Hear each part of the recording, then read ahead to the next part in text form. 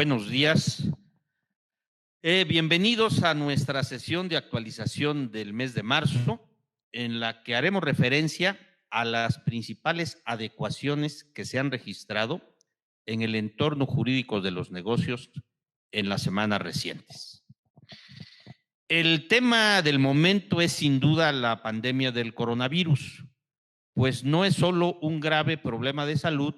sino que también tiene implicaciones de naturaleza económica y financiera, laboral y fiscal. En el ámbito financiero, el desplome de los mercados de capitales, incluida la Bolsa Mexicana de Valores, que pues ya registra una caída acumulada de más del 18% en las últimas semanas, están ya teniendo severas afectaciones en las tesorerías de muchas empresas, y es un factor que incidirá fuertemente en la desaceleración de la economía mundial. En México, el decrecimiento económico se va a acentuar y se empiezan ya a descomponer algunas variables fundamentales para nuestra estabilidad de las finanzas públicas, como sería el tipo de cambio frente al dólar, que pues ayer andaba ya rondando pues casi los 24 pesos a la venta, y la fuerte caída de los precios promedio de nuestra mezcla de petróleo, que igualmente anda abajito de los $25 el barril, cuando en el presupuesto para este año se estimó un precio promedio de $49. Es decir, está un 50% por debajo del estimado. Por supuesto que las afectaciones van a ser diferentes en función de la vocación y sector en el que se desenvuelven las empresas, pero indudablemente todos debemos estar preparados para una grave desaceleración económica y una prolongada inestabilidad en el tipo de cambio y en el mercado de valores. En el ámbito financiero y económico, entonces, pues esperamos un escenario particularmente complicado para las empresas. Por lo que hace a la materia laboral, consideramos importante mencionarles algunas de las eventualidades que pueden surgir con motivo de esta contingencia sanitaria. En principio, debemos considerar que la infección del COVID-19 es una enfermedad, por lo que son las autoridades de salud competentes las que fijarán las características bajo las cuales se manejarán las incapacidades derivadas, ya sea de su padecimiento o de su tratamiento. Hay que tener claro que mientras un trabajador no se ha declarado enfermo con la correspondiente incapacidad médica o con un posible riesgo de enfermedad o de contagio o cuarentena por prescripción médica expresamente, las inasistencias al trabajo no estarían justificadas. Es decir, un trabajador que registra este padecimiento o se ha puesto en cuarentena deberá gestionar su incapacidad médica para justificar dichas inasistencias. También hay que tener presente que los trabajadores están obligados a hacer del conocimiento del patrón cualquier enfermedad contagiosa que padezcan, tan pronto tengan conocimiento de ello. Por otro lado, la SEP ya decretó la suspensión de clases del nivel preescolar hasta el superior por el periodo comprendido del 23 de marzo al 17 de abril. Aún y cuando no haya escuelas y ello implique complicaciones para muchas madres trabajadoras, no hay obligación de conceder algún tipo de licencia o permiso para quienes lo requieran, quedando al arbitrio de cada patrón el manejo de esa circunstancia y de otorgar permisos con motivos de la suspensión de clases. De igual manera, la Secretaría de Salud ha estado emitiendo una serie de recomendaciones para evitar el contagio de este virus, entre ellas la suspensión temporal de actividades no esenciales en el sector público, privado y social, es decir, intentar en la medida de lo posible que al centro de trabajo acudan única y exclusivamente aquellos empleados cuyas tareas sean esenciales para el funcionamiento de la empresa. Sin embargo, no perdamos de vista que se trata de meras recomendaciones, por lo que no es obligatorio observar estas. Caso aparte sería la existencia de una declaratoria de contingencia sanitaria, de acuerdo con la Ley Federal del Trabajo, pues en este caso sí ya estamos en presencia de una suspensión temporal de la relación laboral y por tanto se suspenden tanto la obligación de prestar el servicio como la obligación de pagar los salarios, sin responsabilidad para ninguna de las partes. Esto es, ni para el trabajador ni para el empleador. Ahora, bien, será el patrón el que estará obligado a pagar a cada uno de sus trabajadores durante esta suspensión temporal de la relación laboral una indemnización equivalente a un día de salario mínimo general vigente por cada día que dure la suspensión, sin que pueda exceder de un mes. El salario mínimo que se cubra, es muy importante tener en cuenta que no tiene la connotación de salario o de sueldo, sino que es una indemnización, por lo que ese tratamiento es el que le daremos en su caso para todos los efectos laborales, fiscales y de seguridad social. Hasta en tanto no exista una declaratoria de contingencia sanitaria, el colaborador no podrá negarse a una instrucción de desplazamiento o traslado dentro de la propia ciudad o inclusive al interior del país y hacia el exterior, en algunos países que no tengan alerta de pandemia. Sin embargo, pues es evidente que el patrón debe ser particularmente sensible y empático ante estas circunstancias. Para evitar la propagación del virus en los centros de trabajo, una medida que puede implementarse y que ya se está diseminando en diversos foros es el que se implemente la modalidad del trabajo home office o a distancia o desde casa, o también el que se trabaje bajo horarios escalonados. Aquí queremos compartirles algunas recomendaciones muy básicas para que la modalidad del trabajo home office no afecte la productividad laboral. Primero que nada, debemos contar con el equipo técnico que nos permita llevar a cabo el trabajo desde casa. Es decir, que cada colaborador cuente con una computadora, un celular, cuando menos, ¿no? Y también tenemos que identificar el medio de comunicación que vamos a utilizar para establecer la interacción entre el equipo de trabajo, ya sea correo electrónico, llamadas telefónicas o programar reuniones a través del Skype o del FaceTime. También es importante que establezcamos algunas reglas básicas, como sería pues el fijar las tareas individuales y grupales y la fecha que deben realizarse estas, fijar horarios y fechas para llevar a cabo reuniones en línea, incentivar a los colaboradores a contar con un espacio adecuado para llevar a cabo sus labores desde casa y sobre todo, pues tener presente que durante la jornada laboral, aun cuando está uno en su casa, debe estar disponible y atender de manera oportuna los requerimientos y comunicaciones que eventualmente se llegasen a presentar. Como podemos ver, pueden darse múltiples situaciones laborales con motivo de la pandemia del COVID-19, por lo que para casos particulares recomendamos consultar con el especialista laboral o con las autoridades del trabajo. Por cierto, ¿sí? Nuestras autoridades laborales ya se tardaron en dar a conocer una guía en la que nos podamos apoyar para atender esta serie de vicisitudes. De igual manera, y para finalizar con estos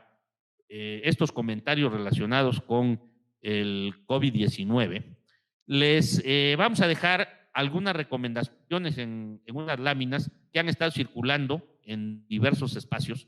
para que cada uno de ustedes, si estima pertinente, pues puedan difundirlas en su centro de trabajo. Son recomendaciones para pues, evitar el contagio precisamente de esta pandemia, ¿no? Decíamos también que el COVID-19 va a tener implicaciones fiscales, por lo que nos vamos a referir a algunas de ellas. Miren, aunque parezca muy obvio, hay que resaltar que todos los gastos que efectúa la empresa y que estén relacionados con medidas preventivas o de difusión para evitar el contagio, como pudiese ser la adquisición de químicos antibacteriales, de cubrebocas, de jabones, de limpiezas para áreas públicas, termómetros y cualquier material farmacéutico, ¿sí?, que representarán de alguna manera gastos extraordinarios de operación, podemos darle el tratamiento de un gasto indispensable para la empresa y por lo tanto se podrá deducir cumpliendo con los requisitos formales que para el efecto establece la ley del impuesto a la renta. Y bueno, pues es evidente que se trata de un gasto estrictamente indispensable, pues hay una justificación social y de salubridad pública en relación con dichos gastos. También hay que considerar como deducibles cualquier erogación que hagamos por concepto de capacitación para nuestros trabajadores o de implementación de programas relacionados con la adopción de medidas preventivas e inclusive también todos los pagos de honorarios que hagamos a, a personal médico o de enfermería, ¿sí? Que pueda participar en estos programas de prevención y de atención. Por último, también queremos comentarles que ya la Coparmex solicitó formalmente al gobierno federal que se implementen diversos estímulos y facilidades fiscales para mitigar las afectaciones que se van a generar para la mayoría de las empresas. Entre estos estímulos y facilidades que está proponiendo la Coparmex al gobierno federal, destaca el hecho de que se aceleren los procesos de devolución de impuestos, en especial del IVA, el que se suspendan temporalmente los pagos provisionales del impuesto sobre la renta, la suspensión temporal de los actos de fiscalización, el que se puedan establecer estímulos fiscales temporales para detonar el empleo y la inversión y el suspender temporalmente el pago del IEPS en gasolinas y diésel. También está proponiendo una medida que, si bien no es fiscal, incentiva, digamos, a la inversión y tiene que ver con la mejora, en mejorar la disponibilidad y acceso a créditos por parte de Nacional Financiera y el Bancomex. En fin, como podemos observar, la pandemia del COVID-19 irremediablemente tiene repercusiones e implicaciones en la gestión de los centros de trabajo y de las empresas, por lo que aquí quisimos simplemente resaltar aquellos aspectos que de manera más obvia van a tener este impacto, pero evidentemente pues cada centro de trabajo deberá hacer un análisis y evaluación de la situación y tomar todas aquellas medidas que estime pertinentes para pues solventar esta contingencia que, queramos o no, va a tener efectos nocivos en las finanzas y en la economía de los negocios. Yo voy a ceder la palabra a la licenciada Américo Campo, que tiene otros temas de interés que compartirnos en esta sesión. Gracias, buenos días. Bueno, pues no sé si se enteraron, pero el 24 de febrero pasado se anunció que la Secretaría de Economía suspendía los términos legales y trámites como consecuencia de un ataque a sus sistemas informáticos. Bueno, pues a partir del 10 de marzo se levantó dicha suspensión. Entre los trámites que se reanudaron se encuentran aquellos concernientes al Registro Nacional de Inversión Extranjera, que por cierto está próximo a vencer el plazo para la presentación del aviso trimestral para aquellas sociedades que durante el periodo de enero a marzo de este año hayan llevado a cabo algunos de los actos reportables, como podría ser la modificación en su nombre, denominación o razón social, o haber registrado variaciones superiores a 20 millones en su capital social, o bien modificaciones en su estructura accionaria, solo por mencionar algunos ejemplos. La fecha límite para presentar el aviso vence el próximo 13 de abril. Por otra parte… Bueno, ya que América tocó el tema de la suspensión de plazos, creo que vale la pena hacer referencia también a que como parte de las medidas también derivadas del coronavirus, diversos organismos públicos como el SAT y la PRODECON, bueno, el SAT ya informó que a partir del día de ayer quedan suspendidas temporalmente y hasta nuevo aviso los servicios en las salas de Internet y módulos de servicios tributarios de las administraciones desconcentradas y también los servicios de generación y actualización de la contraseña y emisión de la constancia de situación fiscal, por lo que para realizar cualquiera de estos trámites solo se va a atender a los contribuyentes con previa cita. por parte de la PRODECOM, el día de hoy también publica en el Diario Oficial un acuerdo por el cual establece los horarios de servicio y las modalidades que va a implementar a fin de pues, evitar, digamos, concentraciones masivas y no dejar de prestar los servicios que los contribuyentes requieran de dicha Procuraduría. Por lo que hace al Poder Judicial de la Federación, ya también se anunció que se van a suspender actividades de los órganos judiciales, como son juzgados de distrito, tribunales colegiados y la Suprema Corte de Justicia. Desde el periodo del 18 de marzo, es desde hoy y hasta el 19 de abril de 2020, es decir, durante un mes prácticamente. Durante este periodo se van a suspender los plazos procesales de los diversos trámites judiciales que se realizan ante tales órganos y solamente funcionarán guardias que van a atender asuntos en materia penal. Por otro lado, también en el Tribunal Federal de Justicia Administrativa ya se anunció oficialmente que ese órgano jurisdiccional va a suspender sus actividades igualmente del 18 de marzo al 19 de abril. En este periodo tampoco van a correr plazos ni se van a celebrar actos procesales. Hay que tener en cuenta que en este comunicado no se hace referencia si durante esta interrupción de actividades habrá guardias para recibir demandas y tramitar suspensiones en aquellos casos de urgencia que así lo requiera. En cuanto ya tengamos alguna precisión al respecto, se los daremos a ver. Y bueno, pues creo que estos datos era importante compartírselos para que ustedes sepan que pues prácticamente todos los tribunales van a suspender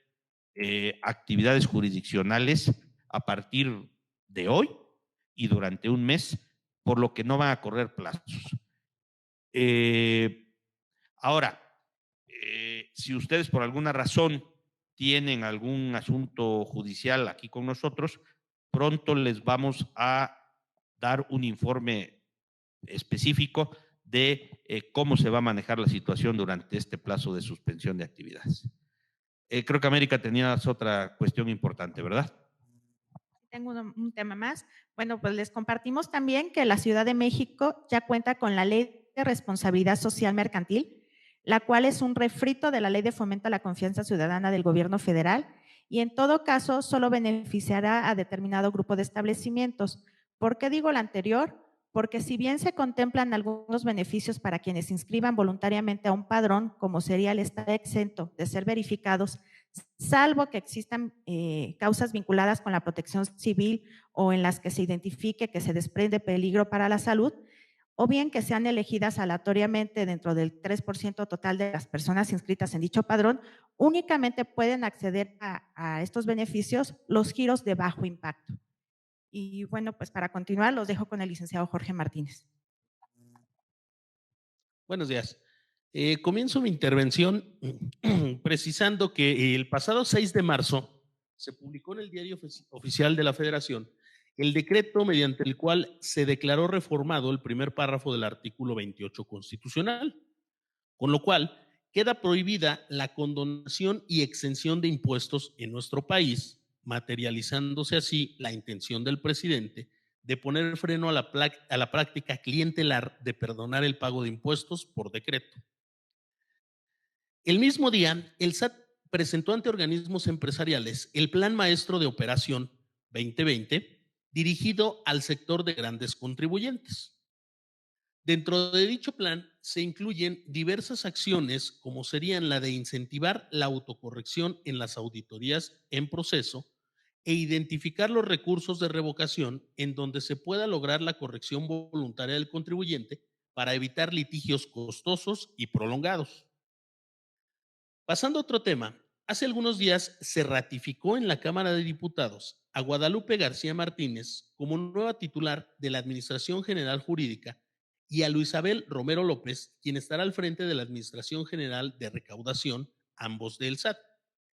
Respecto a la semblanza profesional de estos funcionarios, Guadalupe García es licenciada en Derecho y desde hace más de 20 años se venía desempeñando como funcionaria de la Secretaría de Hacienda y Crédito Público. Por su parte, Abel Romero es economista egresado de la Universidad Iberoamericana y se desempeñaba como jefe titular del área en la Oficialía Mayor de Hacienda de la Secretaría referida.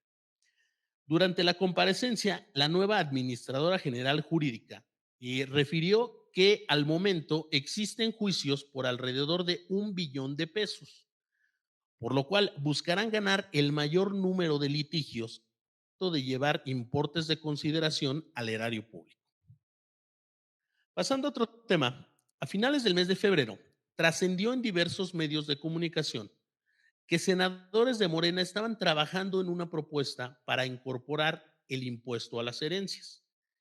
Sin embargo, pocos días después, el dirigente de la bancada de Morena en el Senado informó que de manera interna miembros del partido habían acordado que esa iniciativa no estaba dentro de sus prioridades, por lo que no se analizará ni se propondrá proyecto alguno relacionado con este tema. Conviene señalar que durante la legislatura pasada, diputados de Movimiento Ciudadano presentaron una iniciativa en la que se contemplaba gravar también a las donaciones en dinero o en propiedades, la cual no prosperó. En dicha propuesta se pretendía gravar las herencias y los legados que excedían el valor de 10 millones de pesos con una tasa sobre el monto excedente del 10%, la cual aumentaría en proporción al importe de los bienes heredados o donados. Les reitero que actualmente no está sujeta a análisis ni existe alguna iniciativa en la cual se pretenda reintegrar este impuesto sobre las herencias. Como muchos saben, pasando en otro tema, como muchos saben, la última semana de febrero no estuvo operando el buzón tributario, debido a que según el SAT se estaban adecuando los sistemas informáticos para la implementación de la declaración anual de 2019, la cual, como ya hemos visto en diversos medios, está ya prellenada con algunos importes. Ante esta situación, es importante saber qué hacer cuando no funciona dicho aplicativo. Pues recordemos que a través de él se desahogan los requerimientos que nos formula la autoridad o se presenta el recurso de revocación. Y en caso de que no lo presentemos dentro del plazo legal, se perderá la oportunidad de interposición del medio de defensa. Pues de acuerdo a la regla 1.6 de la Resolución Miscelánea Fiscal para 2020, tratándose de trámites o medios de defensa en los cuales, al último día del plazo otorgado, el portal del SAT se encuentre inhabilitado, se prorrogará el plazo hasta el día siguiente a aquel en que dicho portal comience a funcionar. Ahora bien, en la práctica sucede que si nos percatamos de que no podemos realizar el envío electrónico por cuestiones generalizadas atribuibles a la autoridad, no debemos esperarnos hasta el último día, sino que debemos acudir personalmente a presentarlo en las oficialías de partes correspondientes e informarle a la autoridad esa situación. Y previo a que los funcionarios se cercioren de que esa falla es generalizada, tendrán la obligación de recibirnos el documento correspondiente sin ninguna objeción. Concluyo mi intervención comentándoles que en diversos espacios les hemos venido haciendo referencia a que para este 2020 el gobierno federal va a llevar a su máxima potencia las capacidades de fiscalización y recaudación a fin de alcanzar la muy ambiciosa meta de ingresos tributarios por alrededor de 3,5 billones de pesos. Pues bien, queremos compartirles algunos datos que vienen a demostrar. Hace algunos meses el SAT señaló que le exigió a Alsea y Walmart el pago de alrededor de 3,800 millones y 10,500 millones de pesos respectivamente por la compraventa de la cadena de restaurantes VIPs. Otro caso de este tipo es el de Maxcom, a quien el fisco le está requiriendo el pago de 631 millones de pesos por impuestos del ejercicio fiscal de 2016. De diferente naturaleza es el caso de América Móvil, quien pagó 8,000 millones de pesos derivado de un cambio de régimen, lo cual fue anunciado como un logro por parte del fisco, pero en sí se trata de una adecuación que realizó esta empresa al régimen al que venía tributando.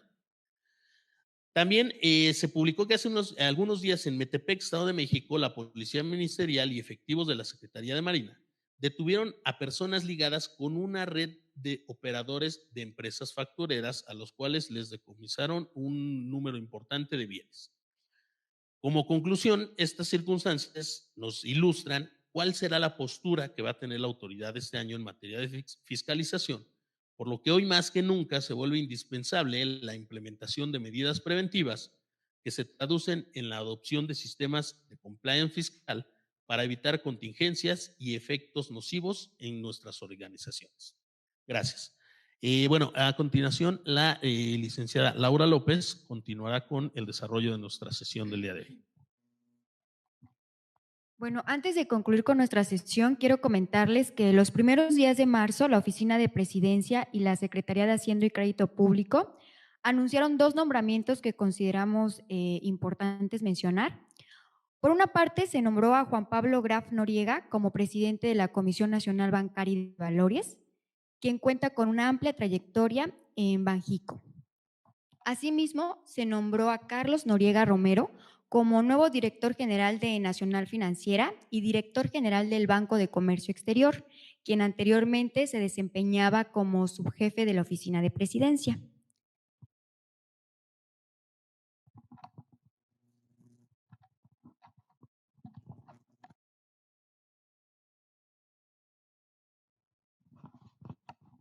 Queremos aprovechar también esta sesión para informarles a todos ustedes que este despacho va a estar operando normalmente, pero bajo algunas modalidades. Pero bueno, es el servicio que le estamos brindando a todos nuestros clientes, seguirá dándose ese servicio y atención dentro de los parámetros habituales. Les compartimos ahí las características bajo las cuales estaremos nosotros laborando normalmente para efectos de que ustedes lo conozcan, ¿no? Y les reitero, digamos que el servicio y la atención van a seguir dándose de manera normal, pero adoptaremos algunas modalidades con motivo pues, de la contingencia que estamos atravesando. Y bueno, para finalizar, todos aquellos que vayan a hacer home office, les recomendamos aprovechar dicha circunstancia para revisar nuestras sesiones pasadas, así como los diversos contenidos de actualización que periódicamente estamos generando. Les agradecemos su participación y los invitamos para que nos acompañen a nuestra próxima sesión del día 15 de abril. Y no olviden consultar los podcasts, webinars y videos que semanalmente difundimos sobre temas novedosos y que inciden en el entorno jurídico empresarial. Les dejamos algunas publicaciones relevantes que se dieron en el último mes y gracias por acompañarnos.